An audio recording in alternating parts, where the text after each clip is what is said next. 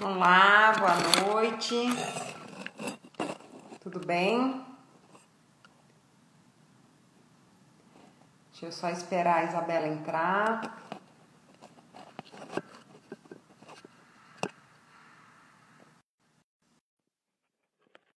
Olá, Isabela entrando aqui. Oi, Bia, tudo bom? Oi, tudo bom? Tudo ótimo. Quero te receber aqui. Obrigada por ter aceitado o convite. Prazer é meu, obrigada pelo convite.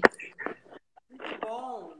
Bom, deixa eu te explicar primeiro o que é o Cascudo Jurilab. É um Ótimo. projeto da UFRN que Uhum, tem por objetivo uhum, estudar e apresentar também o futuro das carreiras jurídicas, né? A gente sabe que a gente vai ter que se sustentar, o mundo, né, já é um mundo diferente e uhum. a gente, o profissional da área do direito, ele vai ter que ser um profissional diferente.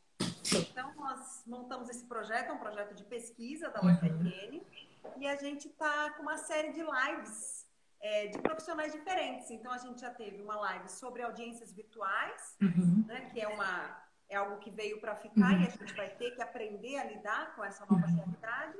E teve uhum. uma outra que foi um pouquinho diferente, Isabela, que foi com. Eu sou um pouco suspeita para falar, porque quem participou foi o meu marido, É. mas A de música, não foi? foi exatamente Bacana. direito e Ótimo. música. Porque o Muito legal. profissional do futuro é um profissional que precisa ser humanizado, Com né? certeza. Um profissional que precisa ter outras habilidades e não só saber direito. Uhum, Então, esse projeto é esse projeto amplo e você é sempre nossa convidada para participar. Estamos de portas abertas. E o tema que a gente escolheu para falar com você é um tema que é uhum, a sua cara, né? Que é o que você estuda. Já te vi falando várias vezes uhum, sobre inteligência artificial. E uhum, aí eu queria que você falasse um pouquinho para a gente como o que é inteligência uhum, artificial, como é que a gente pode uhum, utilizar a inteligência artificial no direito, se é que ela só serve para o processo ou se ela tem uhum, outras utilidades no direito. uhum. E aí a gente vai Tá ótimo. sobre isso. Então, palavra Perfeito. sua, por favor. Seja bem-vinda. Obrigada. A gente vai aproveitar bastante, tenho certeza. Maravilha. Então, vou começar me apresentando, porque aí eu acho que eu já situo todo mundo no meu background, nas minhas preocupações, nos lugares para onde eu estou olhando, mas eu queria adiantar que quero tratar com vocês hoje sobre justamente essa questão de que o mundo está mudando, como é que o direito está mudando, e o meu interesse não é só nos sistemas jurídicos do mundo, não, mas no Brasil. Tem muita mudança que está para acontecer muito em breve no Brasil. Eu quero falar sobre isso. Eu trouxe para vocês uma cartilha do CNJ, eu trouxe para vocês algumas indicações de leitura. Então, eu quero trazer isso, essa concretude de o que vai mudar e o que eu, enquanto estudante, enquanto profissional de direito, preciso fazer para me situar nesse mundo novo que a gente já sabia que vinha com muita força, mas que a gente está vendo ser acelerado aí pela situação da pandemia, do coronavírus, que acho que só vai fazer com que essa mudança aconteça ainda mais rápido, né? Então, para quem não me conhece, eu vou me apresentar. Meu nome é Isabela Ferrari, eu sou juíza federal, sou mestre e doutoranda em Direito Público pela UERJ, onde eu estou estudando exatamente a questão da regulação dos algoritmos decisórios. Eu sou advisor de uma instituição chamada The Future Society. É uma instituição que está incubada na Escola de Governo de Harvard. Eles estão estudando justamente os impactos da tecnologia nas sociedades. E o meu olhar é muito o impacto da tecnologia no judiciário. Eu fui pesquisadora visitante em Harvard por um ano, de 2016 a 2017. Foi quando eu tive o meu primeiro contato com esse tema do direito e tecnologia. Nesse momento, né, e a partir dessa experiência, eu mudei o meu olhar sobre o direito e mudei o tema do meu doutorado. Então é muito engraçado, porque em 2017, quando eu falava que eu estava a regulação dos algoritmos decisórios, as pessoas falavam, nossa, mas o que são algoritmos decisórios? E hoje a gente já conversa assim sobre accountability, transparência. Então é uma coisa que pegou um momento e foi muito rapidamente, né? E eu sou coordenadora acadêmica de um instituto, que é o Instituto New Law, um instituto que oferece cursos rápidos e cursos de pós-graduação em Direito e Tecnologia a partir desse olhar, que é um olhar que também é muito meu. Um olhar muito pragmático, um olhar muito global, um olhar de quem percebe que o mundo está mudando muito rapidamente e que nós, profissionais, temos que nos adequar. Bom, Então, dito isso, vamos começar falando um pouquinho sobre as mudanças do mundo, né? A gente está vendo que tudo acontece muito rapidamente, as mudanças estão sendo cada vez mais aceleradas. Existem diversos fatores que explicam isso, né? Eu falo muito nas minhas aulas, eu tenho uma disciplina que eu coordeno no New Law que chama Justiça Digital. Ela fala justamente sobre as transformações pelas quais o Poder Judiciário está passando, como é que a tecnologia pode ajudar os advogados, como é que você se prepara para ser esse advogado do futuro. E eu começo as minhas aulas falando justamente sobre isso. Por que esse sentimento que a gente tem que o mundo está mudando e que o mundo está mudando cada vez mais rápido não é só um sentimento, ele é real. Né? E existem 3 fatores que explicam isso: o aumento exponencial da capacidade computacional. Eu demorava muito tempo explicando o que era exponencial até essa situação do coronavírus mostrar para a gente, infelizmente, né, o que é esse crescimento exponencial. Então, um crescimento que começa muito modesto, mas que, de repente, ele acelera muito forte. Então, o crescimento exponencial da capacidade computacional, a inteligência artificial e Big Data. Então, a gente já falou sobre os computadores, né? A gente tem cada vez computadores mais poderosos e mais acessíveis. Os nossos celulares são extremamente poderosos, fazem coisas fantásticas. Os videogames, eu sempre brinco nas minhas palestras que eu falo que no início da década de 90 tinha um computador que ele custava acho que 55 milhões de dólares, ocupava um espaço do tamanho de uma quadra de tênis, etc e tal. E aí ele conseguia processar as informações com uma velocidade X. Aí eu falo, em alguns anos depois, um outro computador conseguiu fazer a mesma coisa. Que computador é esse? Eu jogo os slides do PlayStation 3. Todo mundo morre de rir sempre. Mas é isso, gente. Não só a gente tem muita capacidade computacional, como ela está muito acessível e na mão da gente. É por isso que você vê esses garotinhos aí em garagem, no quarto, fazendo coisas assim do arco da velha, em termos de novos recursos, novos softwares, etc. E aí a gente vai para os outros 2 fatores, inteligência artificial e Big Data. Então, o que é inteligência artificial? Não existe um termo unívoco para inteligência artificial, existe muita divergência sobre esse conceito. Então, quando eu falo de inteligência artificial, eu gosto sempre de lembrar o que o Alan Turing falou num artigo de 1950. O Alan Turing, aquele do jogo da imitação, quem não viu, assista. Muito interessante o filme e a história dele, realmente. O Alan Turing, nesse artigo de 1950, mostrando o que é o gênio, né? Ele começa o artigo perguntando: será que os computadores podem pensar? E aí ele traz a seguinte ideia, ele fala: por que ao invés da gente pegar toda a informação que a gente tem e programar um computador a partir de toda essa informação que a gente não programa o computador como o cérebro de uma criança, com capacidade autônoma de aprendizagem. E é isso que a inteligência artificial faz. Então, quando a gente fala, por exemplo, nos algoritmos, eu gosto de dividir os algoritmos em 2 grandes classes, né? Os chamados algoritmos programados e os algoritmos não programados.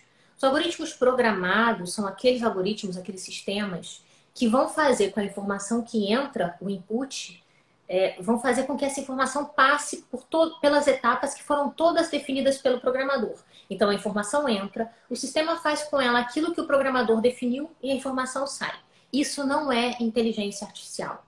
Esses programas não interessam a gente. O que é inteligência artificial? Ao invés de eu dizer para o meu programa o que ele vai fazer, eu falo assim: programa, eu quero que você atinja esse objetivo. E aí eu jogo os dados, eu jogo o resultado desejado e o sistema vai tentar descobrir como é que ele sai em um e chega no outro. E aí muita gente pergunta: poxa, Isabela, mas como é que o sistema vai fazer isso? Simples, por tentativa e erro.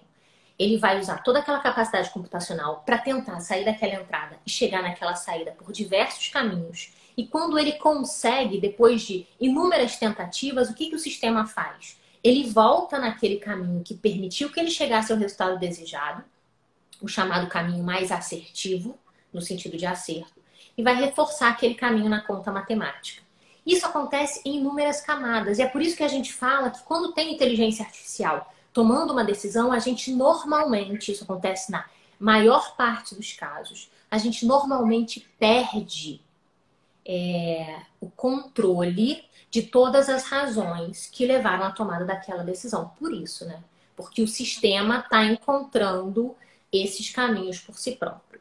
Bom, e aí uma informação que vale a pena dar para o pessoal, que é uma coisa muito contraintuitiva, é o seguinte: a inteligência artificial como técnica, ela já existe de forma difundida desde a década de 70. Por que que só agora a gente está vendo tanta novidade com base na inteligência artificial? Porque a inteligência artificial, eu falei para vocês, ela aprende a partir do quê? Ela aprende a partir dos dados. Então, os dados são a matéria-prima de aprendizagem dessas máquinas. E lá na década de 70, a gente não tinha muitos dados. E hoje, a gente vive nesse mundo em que a gente tem um volume enorme de dados estruturados e desestruturados, que é o que a gente chama de Big Data. E o Eric Schmidt, da Google, ele vai dizer para a gente o seguinte, que hoje a gente produz em 2 dias tantos dados quantos produzidos desde o advento da humanidade até 2003. Então, hoje a gente produz em 2 dias tantos dados quantos produzidos desde o advento da humanidade até 2003. E para 2021, a expectativa é de que isso aconteça a cada 2 horas.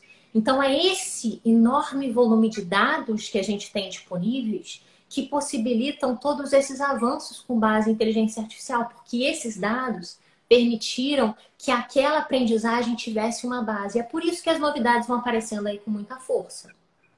E aí a gente acompanha mudanças acontecendo no mundo em todos os campos. Na medicina com o Watson Doctor, em vários setores, né? A gente vê nos nossos celulares, os assistentes pessoais, as recomendações, os carros autônomos, os drones autônomos, enfim. E se o mundo inteiro está mudando, é natural que o direito também mude, né, a partir desses influxos de inteligência artificial. E acho que a gente já pode começar a cair no nosso tema da noite, depois dessa longa exposição, mas que acho que é necessária para a gente conseguir. Alguém até falou aqui, a Luana, Alexa, exatamente. Isso é tudo inteligência artificial. Várias técnicas diferentes, mas são mudanças trazidas pela inteligência artificial. E por esse grande volume de dados que a gente tem. Só para a gente colocar mais um termo aí no meio, você falou em aprendizagem das máquinas. Então, essa ideia de aprender um caminho seria uma espécie de machine learning, ou esse machine learning seria uma outra forma de utilização dessa tecnologia computacional?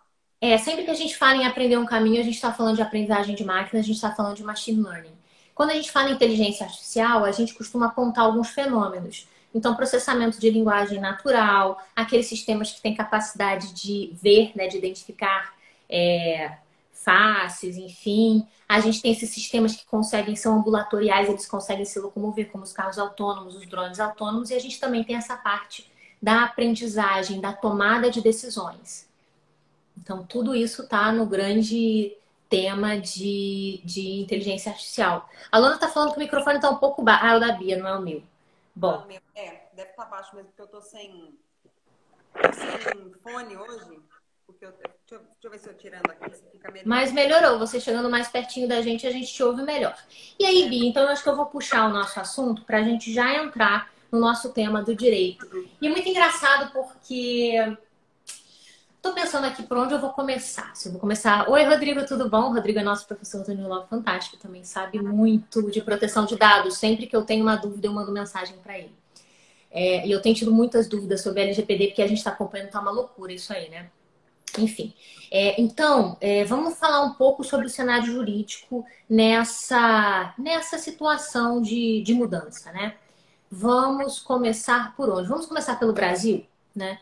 A gente fala sobre mudança, a gente fala sobre inteligência artificial e judiciário, e é muito comum que as pessoas que ouvem pensem assim, mas isso não vai acontecer no Brasil, isso não vai acontecer agora, eu posso esperar. E aí uma coisa que eu gosto de mostrar, que me ajuda muito a trazer as pessoas para a concretude, é essa cartilha do CNJ, do Conselho Nacional de Justiça, é uma cartilha oficial, chama Inteligência Artificial no Poder Judiciário Brasileiro, é uma cartilha pública que eu recebi no ano passado, quando eu fui fazer uma visita a vários órgãos. Eu fui no Supremo, no STJ, no TSE, no CNJ, fui no Congresso Nacional com um grupo de juízes ingleses que veio ao Brasil conversar com as nossas lideranças, inclusive o ministro Toffoli, inclusive a gente conversou com 15 ministros do STJ, com muita gente do CNJ, nós conversamos com o ministro Barroso, com a ministra Rosa no TSE. Esses juízes ingleses, eles vieram conversar sobre tecnologia judiciária mesmo, entender a experiência brasileira, falar um pouco da experiência deles. Então, assim, é um tema que está vindo com muita força. E o CNJ deu para a gente essa cartilha. E é uma cartilha muito interessante, é uma cartilha pública. Quem tiver dificuldade de encontrar pode encontrar na nossa página do New Law. A gente disponibilizou de tanto que eu falo sobre ela. Toda live que eu faço sobre esse assunto eu mostro a cartilha. A página é @newlaw-instituto. NEWLAW Instituto.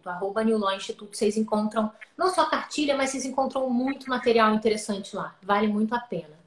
E o que o CNJ fala nessa cartilha? Eles abrem falando sobre inteligência artificial, sobre essa visão de que a inteligência artificial e que a tecnologia em geral podem nos ajudar a lidar com a litigiosidade absurda que a gente tem no Brasil. A gente tem mais ou menos 1 milhão de processos de backlog.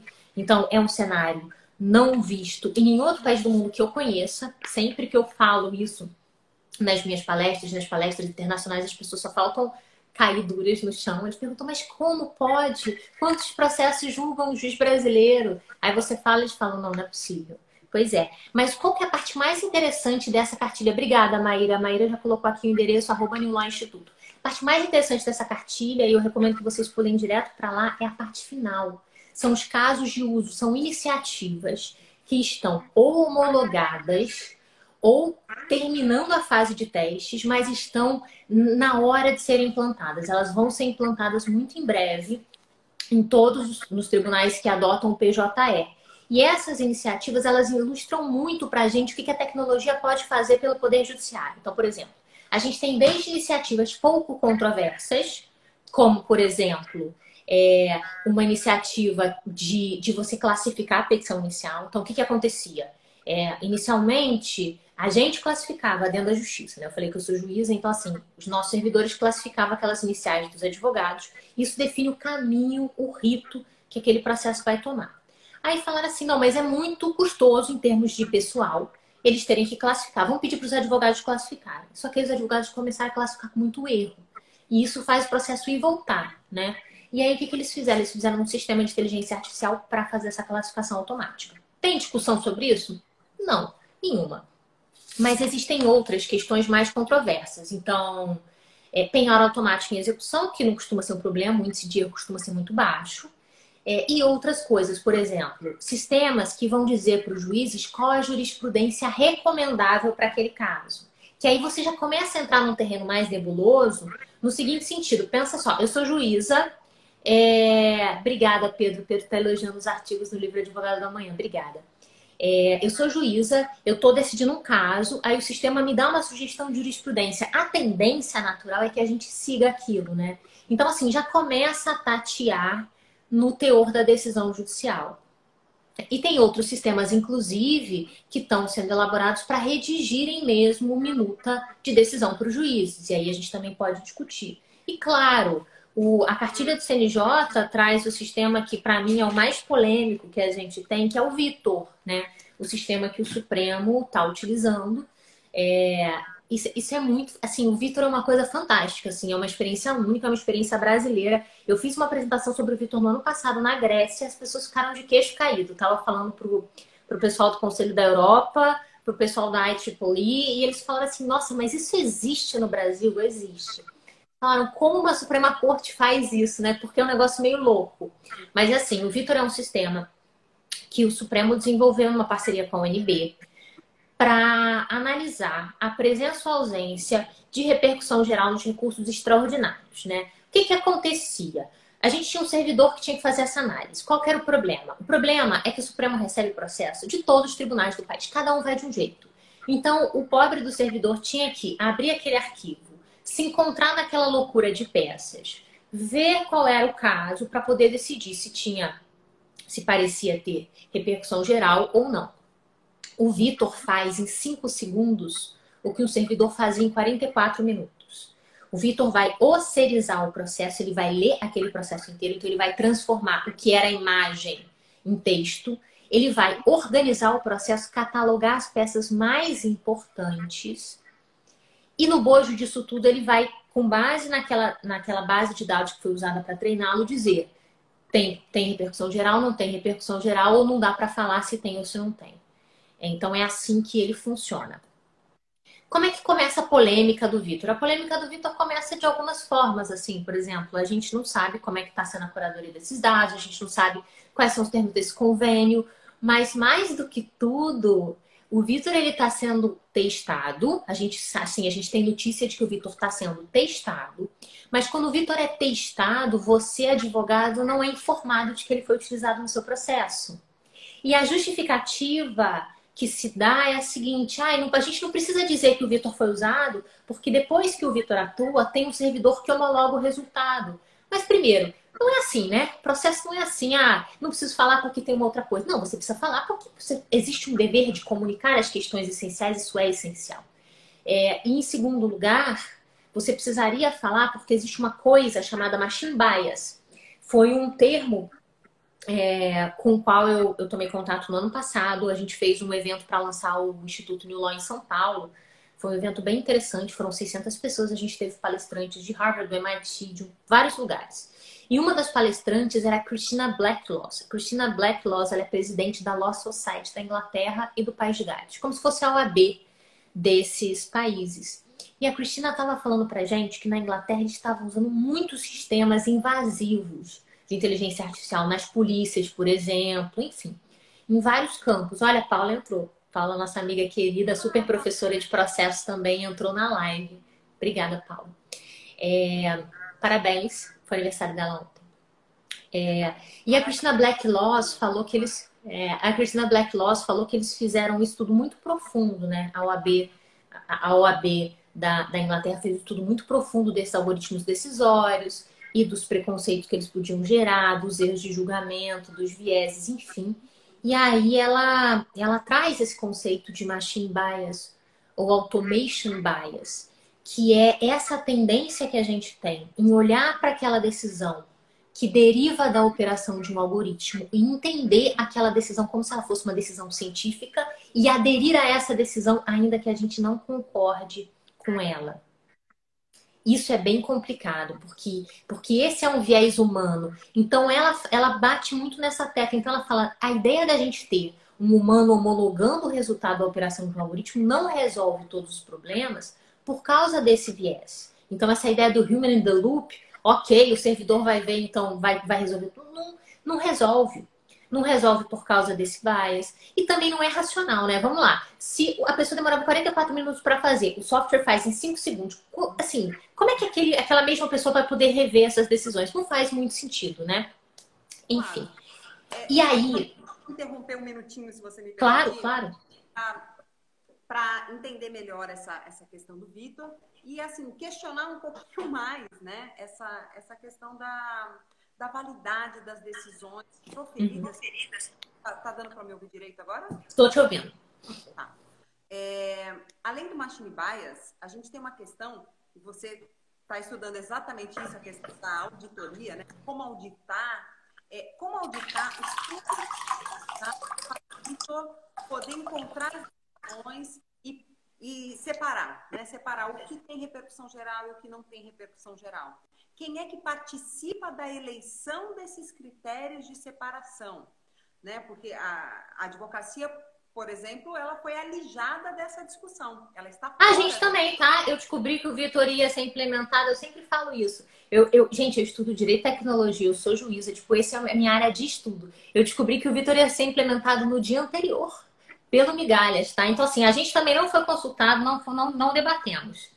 Então, é uma falta de participação dos atores do processo, no processo que vai afetar diretamente esses atores.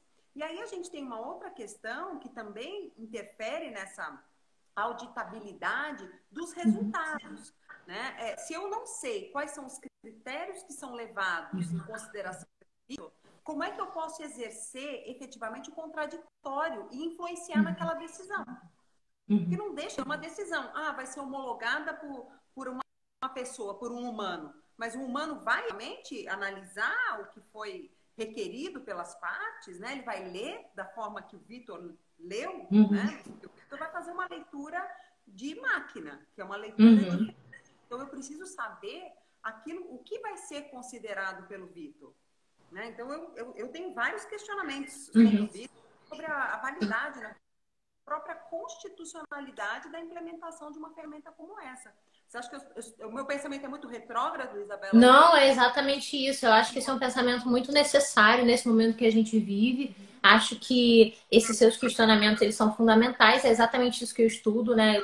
A minha tese é sobre isso, então é para tentar desenvolver isso. E antes de eu falar sobre o Vitor especificamente, eu quero voltar num caso que eu acho que quem não conhece precisa conhecer, que é o caso do Compass, que mostra realmente o tamanho dos problemas que a gente pode ter, por que a gente precisa desenvolver algum tipo de regulação algorítmica que nos ajude a compreender de alguma forma como que essa máquina está decidindo ou que nos ajude a ter algum tipo de controle nesse desenvolvimento, né? Então vamos falar sobre o Compass.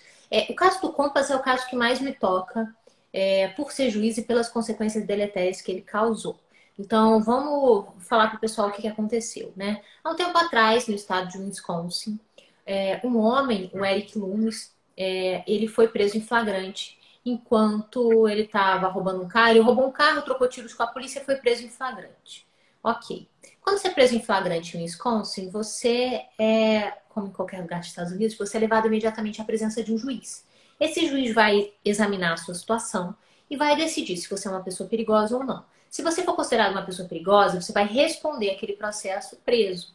Se você não for considerado uma pessoa perigosa, você vai ter direito à liberdade condicional.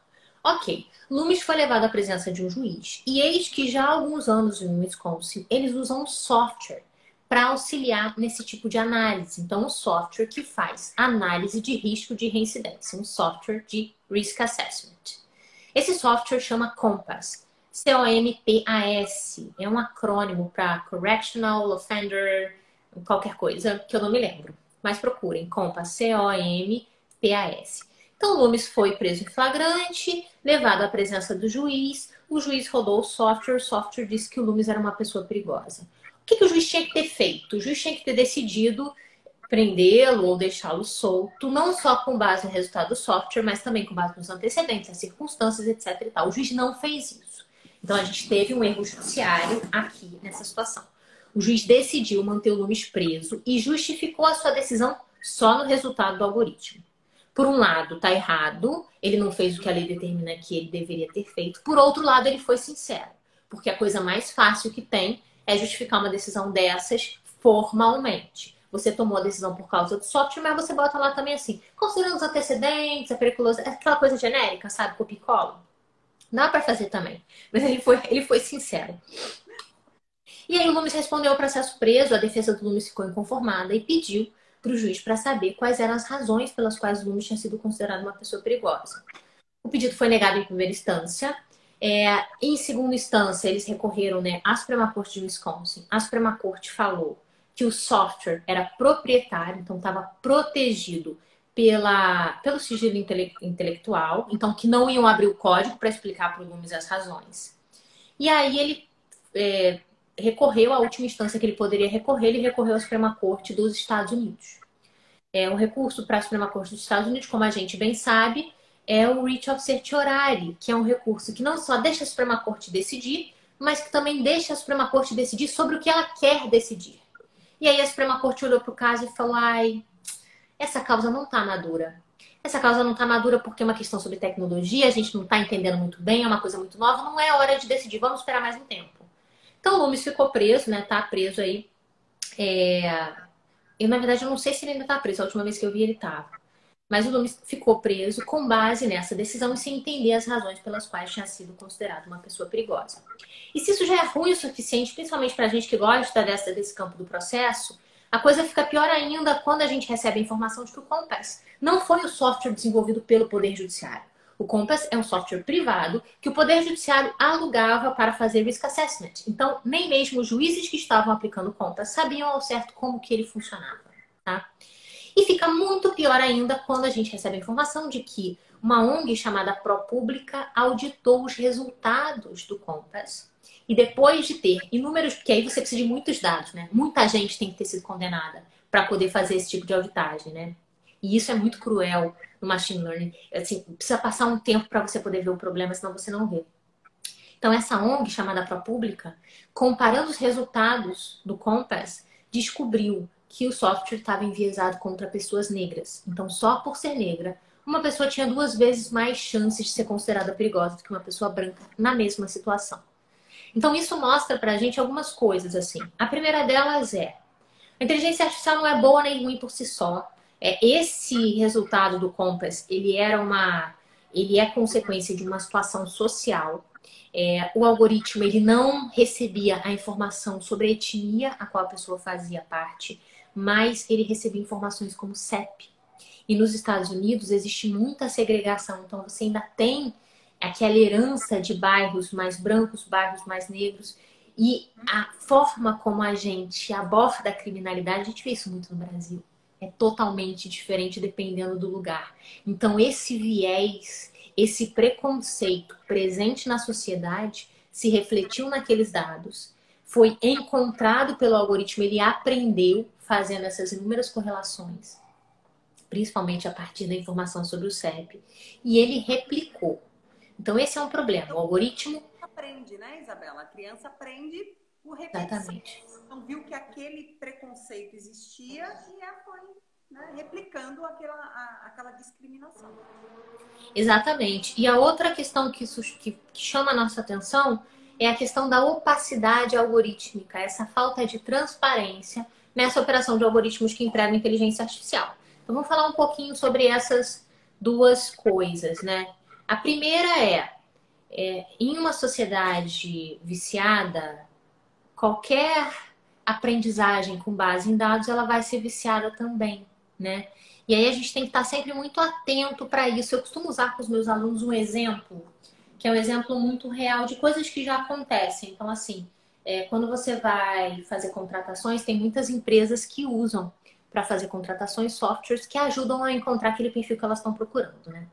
Então, vamos pensar aqui numa empresa que queira contratar pessoas com perfil de ascenderem bastante dentro da empresa mesmo. Então, pessoas com perfil, sei lá, de CEO, de líderes, enfim. Como é que você vai treinar um algoritmo desse, né? Você vai treinar esse algoritmo com uma base de dados de quem chegou nesse lugar que você quer que o seu contratado chegue. Então, se eu estou procurando um CEO, eu vou treinar o meu algoritmo com uma base de dados de CEOs. Quem são os CEOs de hoje? Tirando empresas de tecnologia, que é uma coisa um pouco diferente, mas nas empresas tradicionais, são homens brancos de 60 anos. Porque eles são melhores que as outras pessoas? Não, porque quando eles começaram a crescer lá atrás, a gente tinha uma situação social que era ainda pior do que é hoje, que favorecia que essas pessoas chegassem. Muitas vezes não é pela competência só, tem muita coisa aí envolvendo, né? Muitas barreiras que impediam que mulheres, que negros ascendessem a essas posições. E se eu treino um algoritmo com essa base de dados do passado, ele vai aprender com esse passado. E ele vai replicar esse passado. E aí o que ele vai fazer? Ele vai consolidar um status quo que a gente está querendo mudar. Então é bem complicado. E aí a gente chega numa crítica que a Cathy O'Neil faz. E aí eu recomendo para quem está ouvindo a gente depois ouvir esse TED da Cathy O'Neil. Ela tem um livro muito bacana também. Cathy O'Neil, CATHY-ONEIL.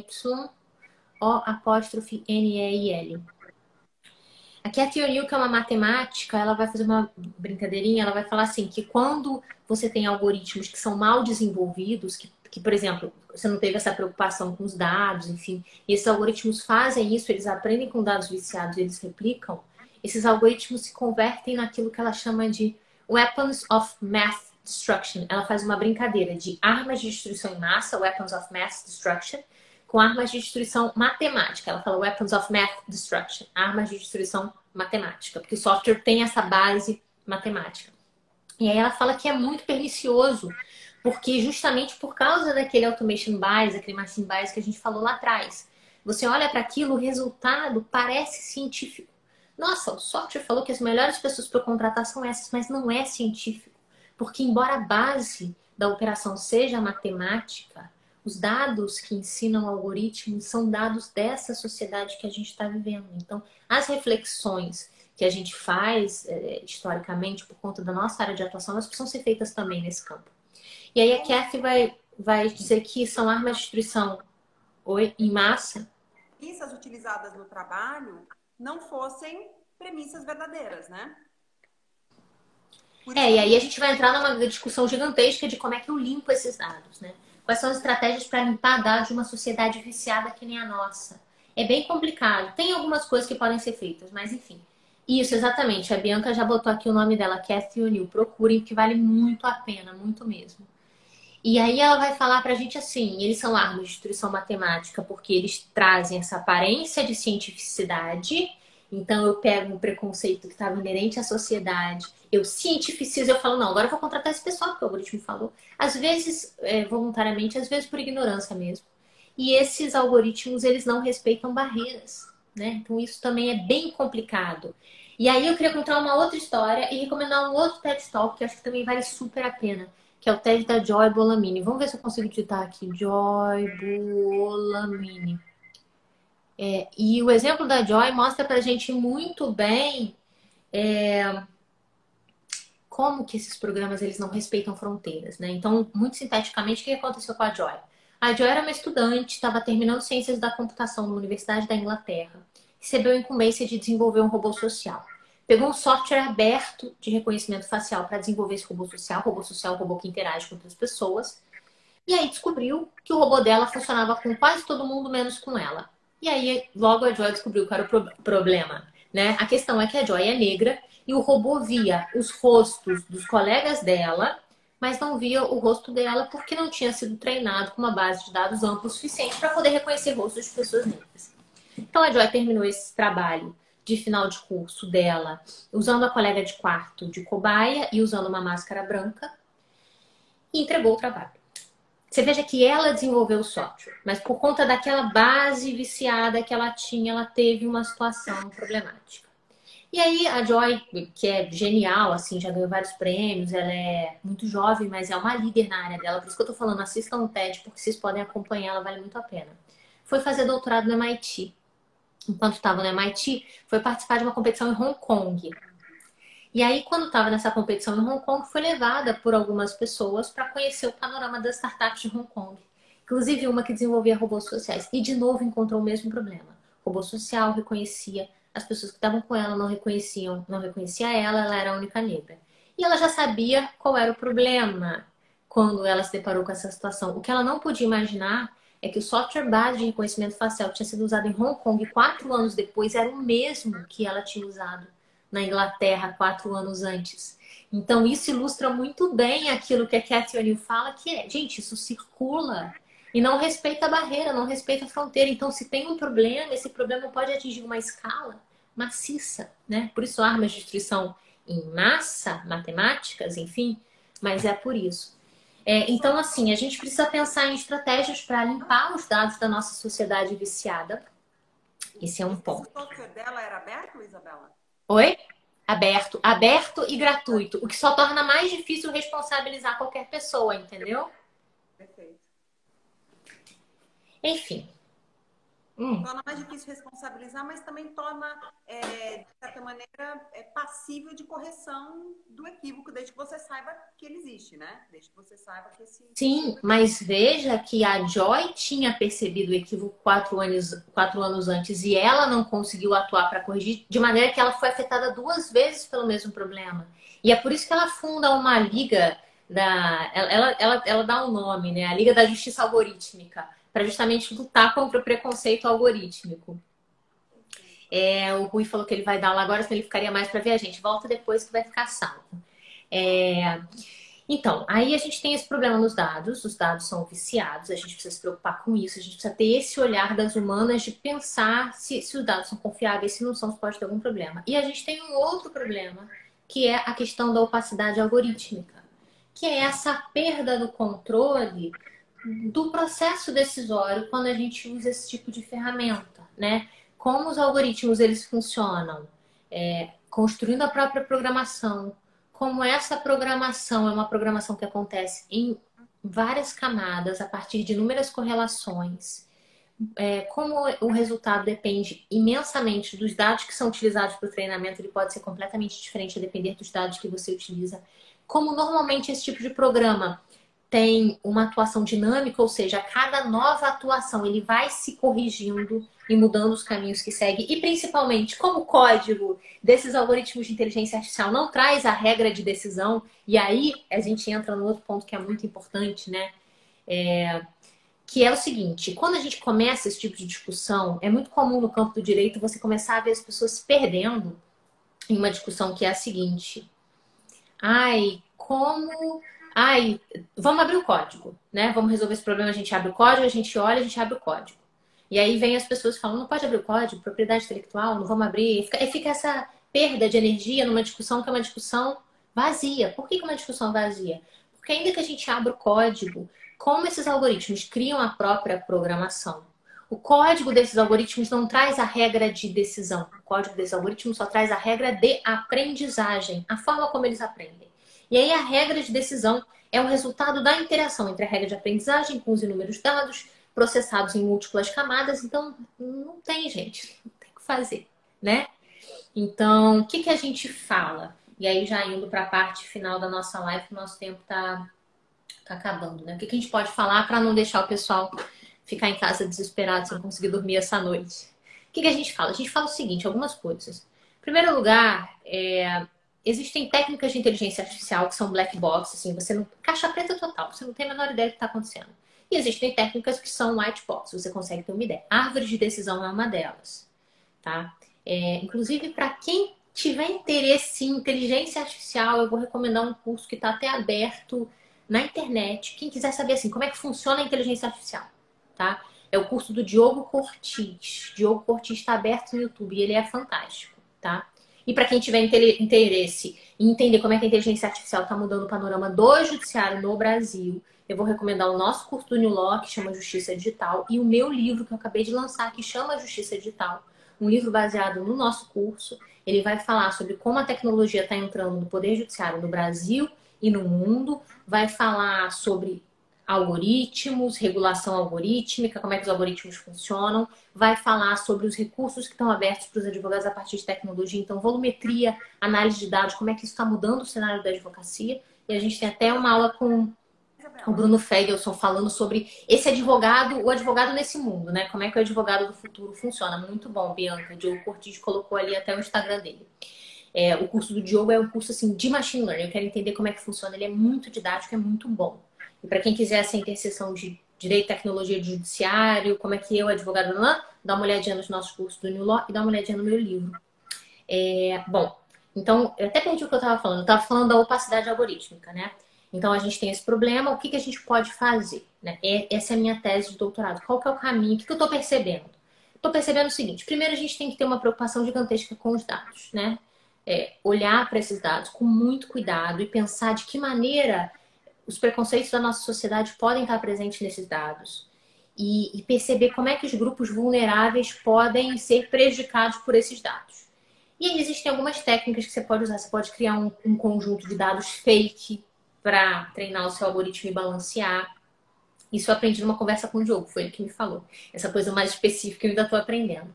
Mas tem outras coisas que a gente pode falar. A gente pode falar o seguinte. Existem técnicas de inteligência artificial mais controláveis e menos controláveis. Então a gente precisa discutir. Qual que é a técnica usada pelo Vitor? Não tenho a menor ideia. Por que a gente não discutiu? Qual a técnica usada pelo doutora Luzia, pela AGU? Não tenho ideia, a gente não discutiu. Qual a técnica usada pelo TCU? Não sei, né? Então não existe essa preocupação em dizer e a gente precisa saber e a gente precisa discutir se não daria para usar uma técnica mais white box do que aquela que foi escolhida. Outra coisa, é muito importante agregar os stakeholders nessa decisão, é isso que você falou, né? A gente tem que ter pessoas de vários setores relevantes olhando, porque os olhares são diferentes. Então, de repente, se você tivesse uma pessoa, um líder de uma comunidade, uma pessoa de uma defensoria pública nos Estados Unidos olhando para o Compass, ele ia falar, mas peraí que a polícia a força policial não atua igual para todo mundo. Então, assim, esses dados, eles estão, de alguma forma, viciados. Será que a situação não é muito parecida no Brasil? E é muito engraçado que eu estava no doutorado uma vez, eu tinha um colega que ele era delegado aqui na Polícia Civil do Rio, ele estava me falando, todo feliz, assim, Isabela, a gente está desenvolvendo um sistema para a Polícia Civil aqui do Rio, tal, e ele vai ler os dados e vai identificar as pessoas, e aí foi justamente o que eu trouxe. Eu falei, olha, né, se a atuação da polícia for diferente, esse sistema ele pode reproduzir o preconceito. E eu sempre uso o exemplo de uma cidade hipotética em que a gente tem 2 bairros com a mesma quantidade de crimes sendo cometido nos dois, mas um bairro rico e um bairro pobre. E um bairro em que a polícia, no nosso exemplo hipotético, é muito mais intrusiva com as pessoas do bairro pobre. E aí, no nosso exemplo hipotético, você vai encontrar mais crimes no bairro pobre que no bairro rico, né?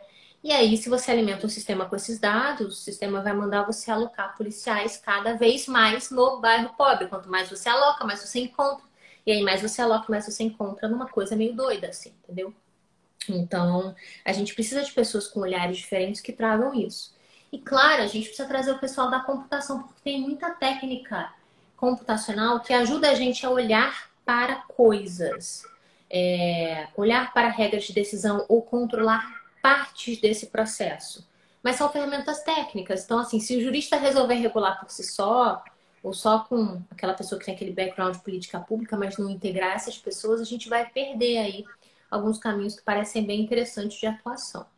Mas o que é o principal de tudo isso que a gente está falando hoje? Acho que o principal, Bia, é realmente a gente trazer essa awareness, essa preocupação para quem está ouvindo a gente. Porque hoje, o que eu sinto das lideranças no judiciário, no setor público em geral, é essa visão de que os algoritmos eles são uma grande ferramenta que vai nos ajudar muito a lidar com a litigância e com vários outros desafios que a gente enfrenta, o que é verdade, isso é verdade.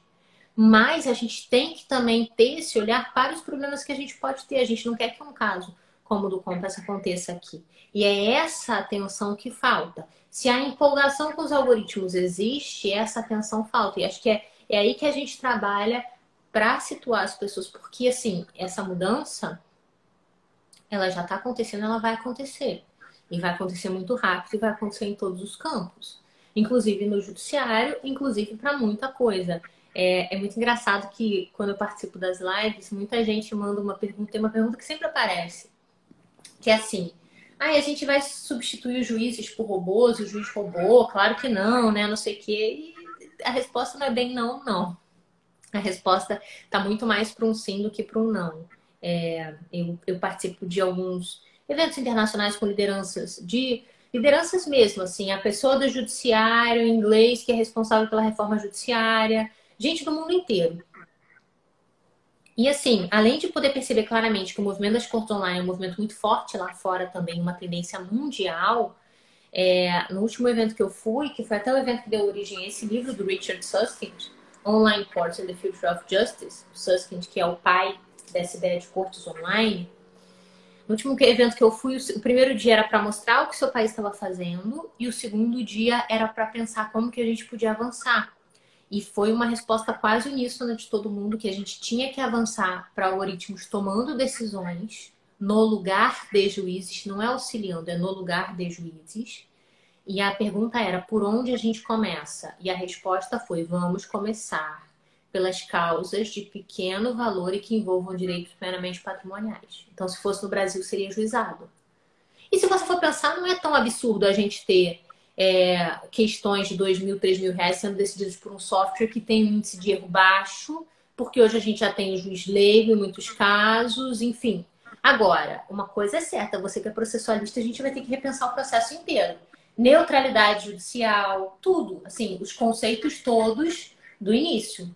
A gente vai ter que rever todas as garantias constitucionais, na verdade, né? Porque tudo. Assim, põe por terra o processo em si. E a da jurisdição pelo Estado, porque você mesma disse, Isabela, muitas dessas empresas são empresas privadas, né? Sim, também. Passando por esse problema agora com as audiências virtuais, né? As audiências são realizadas por plataformas privadas, né? Como é que Exatamente. Como é que é o exercício da jurisdição a partir de uma empresa privada? Você imagina aí uma ação contra a Cisco que vai ter uma audiência pela plataforma da Cisco. Eu nem sei o que acontece em termos de guardar esses dados, assim, se der um problema e essa informação desaparecer, porque eu acho que a gente, assim, eu não sei como é que tá acontecendo, mas se o negócio desse desaparece, eu nem sei o que acontece, mas assim, são muitos desafios e eu acho que vem uma onda muito forte de mudança por aí, muito forte. E é isso, a gente vai ter que repensar tudo.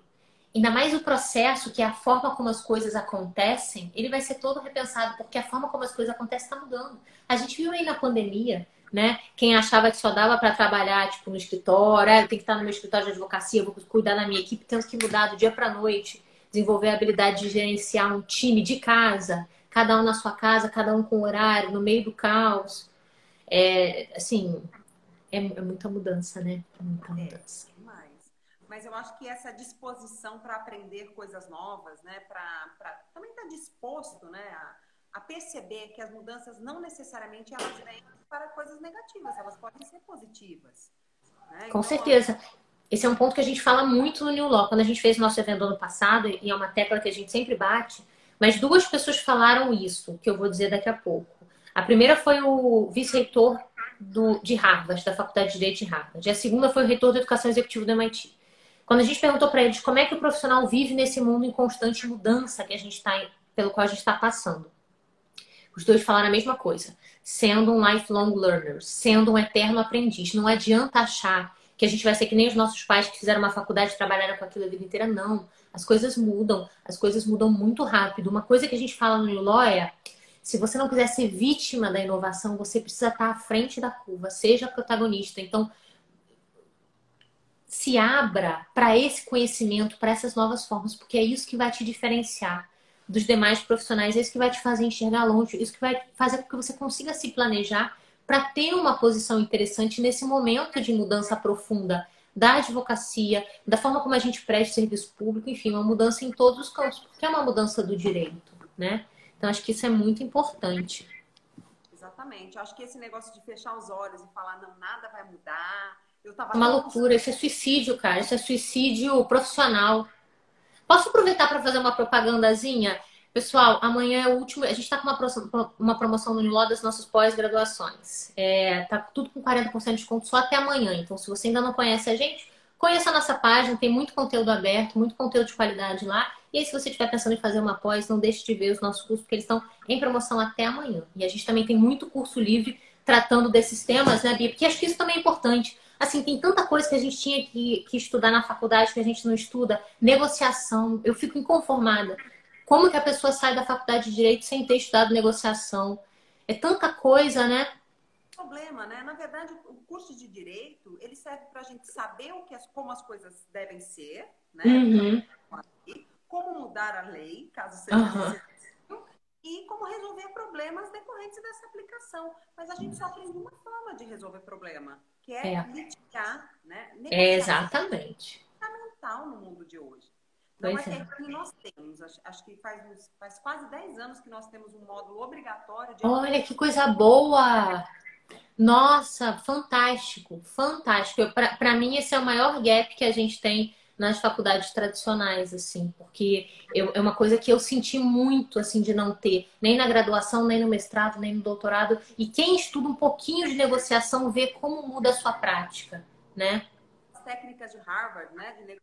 Sim, Harvard, Wharton, todas aquelas técnicas e fazem muita diferença, né? A gente estuda e você já começa a negociar com a sua família, com a pessoa que trabalha com você, com a pessoa para quem você trabalha, com o seu cliente. Você negocia fora do processo, você negocia dentro do processo, a gente negocia o tempo todo. Então é fundamental. E é isso, assim, tá muito aberto a esses conhecimentos que podem levar o estudante, o advogado a um outro patamar. E tá muito aberto também a essa ideia de... Ó, a Luana tá falando aqui, Bia revolucionou o FRN com o Marco Bruno. É isso, a pessoa tem que ter a cabeça aberta. Olhar também para os soft skills, essa ideia de liderança, de, poxa, eu sou professora, eu vou mudar esse negócio aqui. Tem muito disso, né? Da gente estar muito aberto e entender quais são os nossos pontos fortes, nossos pontos fracos e aonde que a gente pode trabalhar para conseguir ter um resultado melhor na nossa prática, né? Exatamente. E o que a Luana falou, mais ou menos isso, né? Eu tenho certeza que é porque eu te conheço. A gente quis oferecer para os nossos alunos aquilo que é de melhor. A gente quer formar os melhores profissionais. É isso. Então, é isso. O pensamento tem que ser esse. Porque, assim, as coisas estão difíceis no direito, né? Então, é importante a gente ter isso em mente. Exatamente. Isabela, queria te agradecer demais por ter aceitado o nosso convite. Saiba que a gente vai te infernizar muito para você participar das nossas iniciativas. Estou sempre aqui, contem comigo. Eu adorei também. É sempre bom falar com você. Também. E pode aguardar que a gente vai fazer novos convites e você não vai escapar de lançar esse livro aqui em Natal. Maravilha, combinado então. Um beijo grande. Tchau, gente. Obrigada, viu? Obrigada. Tchau, tchau.